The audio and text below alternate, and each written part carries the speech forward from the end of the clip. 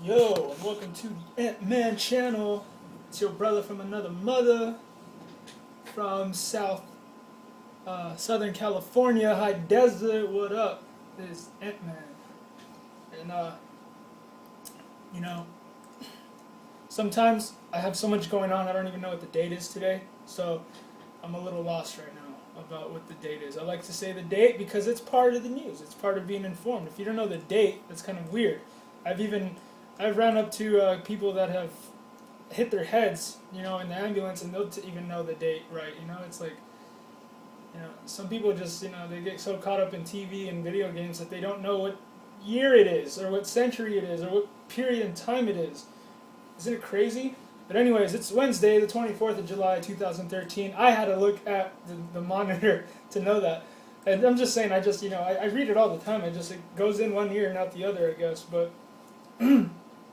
anyways, I have in front of me an article. Well, first I'm going to open up with this. It says, I'm looking at a picture that says, Al Sharpton and Jesse Jackson, two poverty pimps who got rich from perpetuating racism. This is by Right Wing Rants Raves, it says there. Two of the most racist guys you've ever heard talk in your life right there. I mean, when I hear these guys talk, my head goes spinning because it's like, how do you get away with saying the things that they say? Like, how do you really get away with that? And, I'm not going to name anyone, but I know people that have referred to me, and these are my friends' neighbors too. We'll be like panning for gold in his backyard because I do that. I love prospecting. But I'll be panning for gold, and his neighbor will peep over the fence, and he'll be talking to us, and he has like a real insecurity with me because I look young and I'm kind of, I train Gracie Jiu-Jitsu, so like he just gets all butthurt and insecure around me because I'm confident, and some people think of that as cocky and ignorant, you know what I mean, and it's just ridiculous. Anyways, he referred to me as a little N-word to my friend while I was standing right there. I don't know where blacks get the audacity to say something like that. If he were talking to me directly, I'd turn the other cheek because I'm like, I don't want to go there right now. I'm just panning for gold, man. Just leave me alone. But if he were talking to me directly and referred to me as little N-word, I would have told him right then and there that my name is Matt Laren and you will call me that, and that's the only thing you will call me. And if you have a problem with that, then we can settle this outside, okay? I do not appreciate people calling me things like that, Don't call me names, man. That's inappropriate, and I'm not gonna tolerate it, okay? I believe that I have the right to defend myself, and so I'm gonna do it. Even though growing up in these public schools all my life, I was like, you can't even defend yourself, because once you start defending yourself, everybody looks at you as the source of the problem, and it's so pathetic. I cannot stand people out there that, people should really, in this generation, read the book of Job, because it teaches you a very good lesson about how if something bad happens to someone, don't go around saying that they deserved it, because you don't know that. Bad stuff happens to people whether you're good or bad or you deserve it or not, okay? It's not your place to say, oh, well, they killed him because he was imposing his religion on other people. Well, the Christian faith is not to keep it to yourself, but to spread it. I care about people. I care where you're going to be for eternity. So I'm going to tell you whether you don't like the fact that I'm pointing to your guilt, shame, and embarrassment, that is your sin nature, that we all have. You need to come to terms that you are a sinner and that none are good in this world. We are in a curse. We're born into a curse, a hereditary curse that was here since the beginning of the creation, thanks to Eve. But hey, what can we do about it? It's just the way it is. So let's just move on and stop crying. Stop being an atheist and crying about everything. Anyways, Race Hustlers and Barack Obama's Biggest Presidential Failure by William Powells. This is off of ClashDaily.com. Like I told you, I get very surprised that I even see these articles on here, because this is a website I never read off of it, but it's a good one. As one who fought for civil rights in the late 50s and early 60s, it is disappointing to see the race hustlers out in force. Oh, the opportunists, the people that jump out at any second to make their name out there in public because there's a bunch of, just opportunity to just justify all your just sin, your sinful nature. It is disappointing to see the race hustlers out in force exploiting the acquittal of George Zimmerman for personal gain after 5 decades of lobbying for equal rights for all citizens. With a multiracial family, I believe the behavior of Jesse Jackson, Al Sharpton, Charles Rangel, Eric Holder, and other race hustlers to be totally disgusting, irresponsible, and exploitative. Well, yeah, they're just giving people this, like, I love black people, man. Don't get me wrong. But they're giving you guys a entitlement that is a false entitlement. You're not allowed to justify hate mongering and slurring and slandering people, man. If you do that, you're just, in my opinion, uneducated. Learn how to educate yourself. Don't be listening to these talking pieces and just figure stuff out for yourself, man. That's the reason why a lot of people just don't believe in God anymore, because they listen to other people. When I debate with atheists, I'm like, there's no way you could be that stupid on your own. You need help to be that stupid. Because I think that a lot of times these people are just being brainwashed by somebody, an influence, a family member, whatever, the TV, and they're constantly being told a certain thing. And that's either all they've ever been told, or I don't know. But it's bizarre that people are so busy in life that they don't have time to educate themselves. Little Al and Big Jesse claim whites hate blacks and that the white power structure is biased against blacks. This despite the fact that white America has twice elected a black president, approved a black attorney general, and many black White House associates. Also, the hard data shows the majority of blacks who are killed or injured are victimized by other black criminals. For example, every weekend in Chicago, dozens of blacks are killed or injured by African Americans. And other 6,000 blacks are killed by other blacks in the United States each year. So why is Al Sharpton, and for that matter, the other race hustlers, using the George Zimmerman verdict to enhance their false claim of white racism? Hard statistics tell us blacks are far more preoccupied with race issues than whites. Well, yeah, because of the entitlement. It makes them feel good about themselves.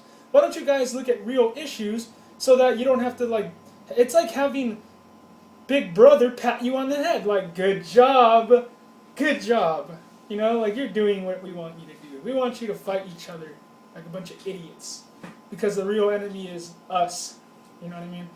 Why the black race hustlers giving so much attention to the Zimmerman case, to this multiracial man who kills his attacker in self-defense, and why is the mainstream media giving so much attention to this isolated and weak case and not to the bigger picture problems facing black communities around our country? And it's funny that I have friends. They're not really my friends though, but I know people that try to influence me to not like black people, and I don't see why. I don't like it, and I don't appreciate it either. But people always, I know a lot of people like that, dude. A lot of people are very race based. Everything's based on race to a lot of people. And I refuse to make everything about race. I am a person that has a conscience, and conscience means with knowledge, okay? It has nothing to do with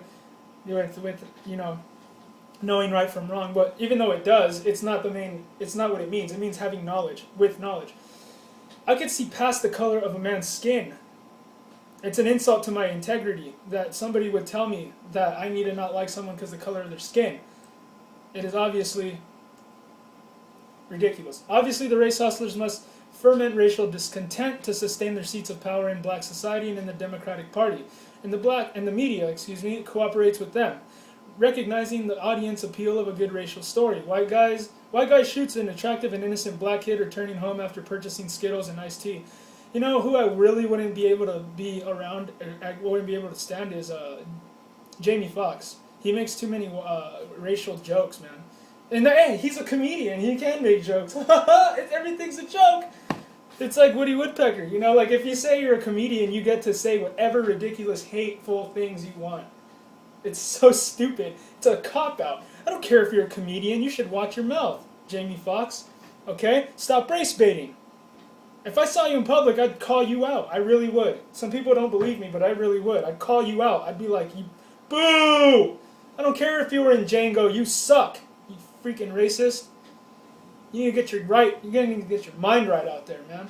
Listening to morons just because he does this, and he smiles a lot, like everyone likes him. This guy's an idiot, man. You guys need to discern out there that just because somebody wears a clown mask, or just because somebody wants to be a freaking funny guy all the time, that doesn't mean he's a good person, man. That's not a good role model for you.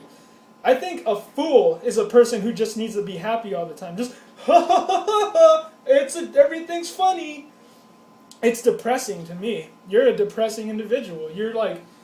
You're so detached from reality that it makes me like just not really want to be around you, man. I can't be around people who need to have fun all the time. It's cool, you know. I don't have nothing against having fun, obviously, but it's not, you know. Why don't you read the Song of Solomon? There's a time for everything, and you need to know that. It can't just always be fun. You can't be at a funeral and start blowing up balloons and start, you know, making balloon animals and stuff, dude. It's not what it's for.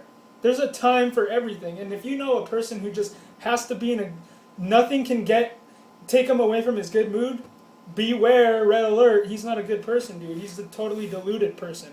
The media depiction of Trayvon Martin, and excuse me, I just can't stand Jamie Foxx. You know, I act crazy when I try to make a point about someone as filthy and disgusting as Jamie Foxx, man. That guy makes me sick to my stomach.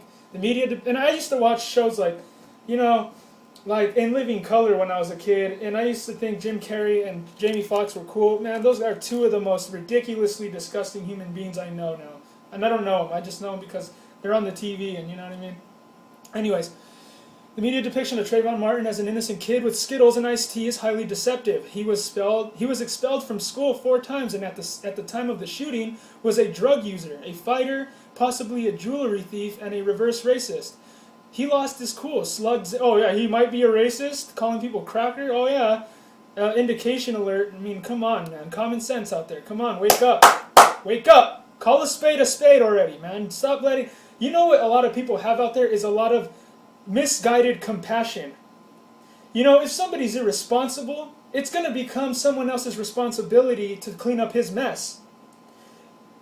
If you see somebody not doing something right in their life, a lot of people have this misguided compassion where it's like, oh, but and they start making excuses for him so that it makes it okay. No, it's not okay. Do something right for a change and tell somebody that they're doing something wrong. Maybe that'll be the biggest blessing of their life. Nobody's ever told them they were wrong about it. He thought he was doing the right thing the whole time because everyone's catering to his ignorance. Anyways, excuse me, I'm just, this is a very, you know, I know a lot about cultural, you know, public things, man. You know what I mean? Like, I know a lot about relations. And, you know, I used to do a lot of PR with people. And, you know what I mean? I know how this stuff works, man. And it's just the whole peer pressure, I want to fit in, I want to be liked by everyone thing is you know, it's totally ambitious, man, and it's not good. Don't worry about stuff like that. Worry about yourself, man. Worry about who you are. And I think the only right way you can know who you are is to know who God is, and you know that's just what it is. Seek Him out. He says if you try to look for Him, He'll meet you halfway. Don't feel like you can't trust Him. You can trust God. He's there. He created everything. There's nothing out there in the world, in the real world, like trees and grass and all that stuff. There's nothing out there that you could say made itself or something mutated, and you know what I mean? It's ridiculous. Everything points to a creator and a designer. So get over it. Sorry, I'm taking a lot of time here. The media depiction, I'm on Slugged Zimmerman. He lost his cool. Slugged Zimmerman took him to the ground, beat the hell out of him with deadly fists, and repeatedly bashed his head against the concrete walkway. The media depiction of a 12-year-old Trayvon was raw deception. In fact, he was a powerfully built 17-year-old 6-footer. Also, Zimmerman wasn't white in the traditional sense, but a short, light-skinned Hispanic. I've had a cop harass me and tell me I'm not a real Hispanic. The cops race bait you in this country. The cops race bait you. The cops racially profile you these days. I'm supposed to be a skinhead, tattoos all over my face, idiot gangbanger wearing solo jeans and Cortezes, and I'm supposed to have a freaking shirt that goes down to my knees to be considered a Hispanic. What the hell, man? You guys out there are so ridiculously stupid. I'm sorry, but it's just so... You can't be that stupid on your own. You gotta be peer pressured and weak to be that stupid. It's so stupid. I take a lot of resentment toward that statement that cop made toward me. And in the meanwhile, he looks like a fake wannabe Carlos Mencia, to make it even more ironic. The media depiction of, anyway, he was a big dude for a 17-year-old. And I, as a fighter, will even say that age has nothing to do with fighting. If you're 18 years old and you're good at fighting, you can knock out some big grown men, dude. I believe that. The media even, or anyways, light-skinned Hispanic with some black ancestry. So he had black ancestry, so they kind of make some black. It's black on black crime. And a proactive and positive anti-racial history. So he's against racism too. The media invented white Hispanic to reinforce the appeal of their white adult kills black child headline. Well, see, yeah, that goes along with that cop that harassed me the other day about, you're not a real Hispanic because you're not a freaking idiot buying into all the MTV bullcrap that we're force-feeding you. Yeah, you're right, I'm not. And then people are going to... I've had actually some idiot gangbanger call me whitewashed once, and I was like, no, I'm just educated, and he felt stupid. It made him conscious of himself. And he was like, I'm educated too, and I'm like, sure, buddy, you betcha. But anyways, last and certainly not least, the Zimmerman affair and trial served the interests of the Obama administration by getting the Obama scandals and cover-ups out of the media spotlight. Barack Obama is just licking his chops at all this racism. In anticipation of the upcoming midterm elections, the Dems never let a good crisis go to waste. As Rahm Emanuel likes to say, I've seen that video before too, and it's pretty amazing that he says that. Everything is politics in the Obama camp. Anyways, this is a 2-part article. You could go and check it out. It's on clashdaily.com. I'm pretty sure that you could look this up on stories. They have a like a tab right here, stories. Or I've never really checked out or navigated through this website, so I'm trying to do my best here to help you besides having a link. But you can go to clashdaily.com and you can look up race hustlers on Barack Obama's biggest presidential failure, and you could come look at this for yourself and leave your opinions out there. You know, you guys all have an opinion, and everyone, you all should understand that your opinion is exactly what these guys are doing. They're giving their opinion, and their opinion sucks. So why don't you use your critical thinking, if you have any, or if you've been indoctrinated Soviet style through the indoctrination camps of public schools, then you probably don't have any critical thinking because you believe nothing is something, and that makes my head spin because it's so stupid I can't understand it. But anyways, subscribe to my videos. I'm the champ. I'm the champ. I'm just kidding. But I love the fact that I have I get to do this for you guys. I get to get up and look at the news, and I get to share it with you guys. And I'm an individual who doesn't care what you think about me. And I think that a lot of you guys should be the same way. The only person that you should care about the way he thinks about you is God. And if you really were to pay attention to the way God looks at you, you would understand that you are made fearfully and wonderfully made. You are looked at like, if you're a born-again Christian, man, you ought to be. You live your life with your head up, man, with your, just so full of joy and peace, because you know that the only person that you give a damn about whose opinion, the only opinion that matters to you is God's opinion, because you know that God looks at you like, He doesn't even really look at you. He looks at Jesus. That's kind of a misconception Christians have, is that they think that God can see them. I don't think He can see you. I don't think you want that either. I don't think you want to be treated as fair as you perceive, think to want to be treated. Because if you were to want to be treated fairly by God, you would be condemned. We're all sinners and we're all going to hell. We all deserve hell, I meant to say. But born-again Christians have something to live for, man. God looks at you like, man, I'm so happy with Jesus. What can I do for you for my son's sake, man? What can I do for you? God loves you so much out there. You guys really need to grasp that, It'll change your life. It'll change your mind. But anyways, that's the only person you should give a damn whose opinion, I can't even put a sentence together right now because it's amazing to think about it, but he's the only person whose opinion matters to you. And because of that, you're empowered, and because of that, you don't stand down to the state, and you don't let the state tell you that they're God, because you know who God really is, and that He is for you because He loves justice, and He has a lot of mercy. And hey, don't let the race baiters catch you. Don't let the media distract you. You stick it to the man. You tell him to get out of the presidential office, get out of the Oval Office, because you are a fraud. Tell Obama that. He is a freaking fraud. Anyways, I love all you guys. God bless you all, and have a good day. Subscribe to my video. Don't forget. Booyah!